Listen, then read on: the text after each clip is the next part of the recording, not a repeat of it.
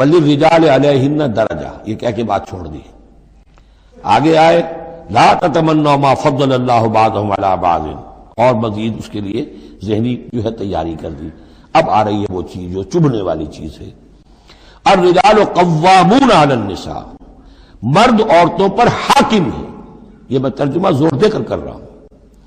یہ قامہ جو ہے، قامہ جب علا کے ساتھ آئے گا تو کچھ اور معنی ہوں گے، قامہ بے کے ساتھ آئے گا کچھ اور معنی ہوں گے۔ قامہ بے کسی شے کو قائم کرنا، کونوا قوامین بالقسط، اسی سورہ مبارکہ میں یہ آیت آ جائے گی، کونوا قوامین بالقسط، عدل کو قائم کرنے والے بن کر کھڑے ہو جاؤ۔ قامہ علا، کسی کے اوپر سر پر مسلط ہونا، یہ ہے گویا کہ ایک درجہ حاکمیت ہے۔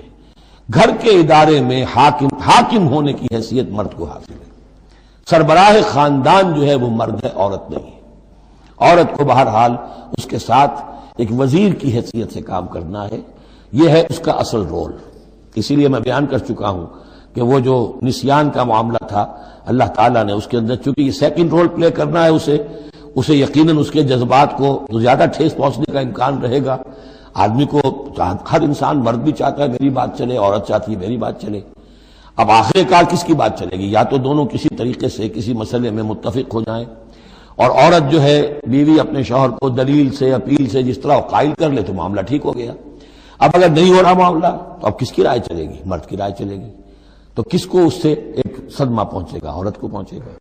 لیکن اس صدمے کا ہی جو ہے انفلوئنس، اس کو کم کرنے کے لیے سیفٹی والو، نسیان کا مادہ اللہ تعالیٰ نے عورت میں زیادہ رکھ دیا۔